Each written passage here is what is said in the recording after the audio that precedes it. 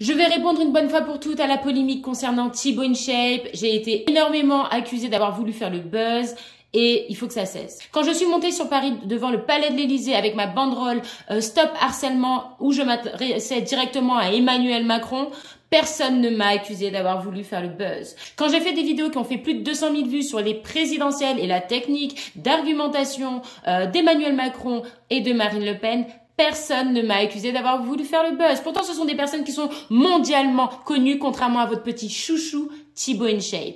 Maintenant, je vais revenir sur ceux qui m'ont dit oui, mais il a fait une vidéo d'excuses. Ce ne sont pas des vidéos d'excuses. Parce que quand on s'excuse, on reconnaît ses torts. Il n'a pas reconnu ses torts. Il a accusé les autres de ne pas avoir compris ce qu'il a voulu dire. Et malheureusement, tout le monde l'a pas bien compris comme ça.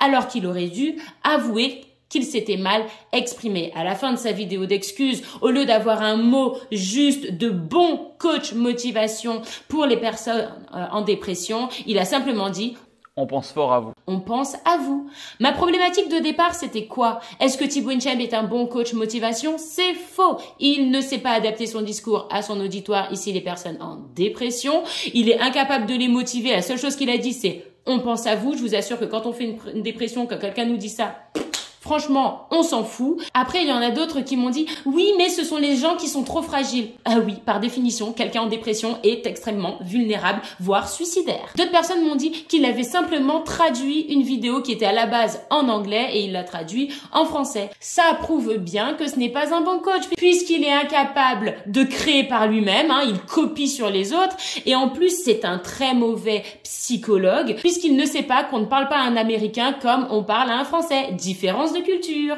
C'est peut-être certes un très bon businessman, c'est peut-être certes un très bon commercial, un très bon communicant, il fait très bien le clown. Ça lui rapporte des millions d'abonnés et des millions d'euros. Mais sur le plan psychologique, il est très mauvais et c'est la base d'un bon coach en motivation.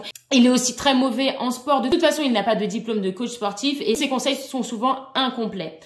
Concernant la diététique, c'est pareil. Il n'a pas de BTS diététique. Donc, toutes les poudres minceurs qu'il vous vend, les poudres hyper protéinées, prouvent bien qu'il n'a rien compris au fonctionnement de la physiologie. Je n'en démords pas. Il est extrêmement mauvais en nutrition.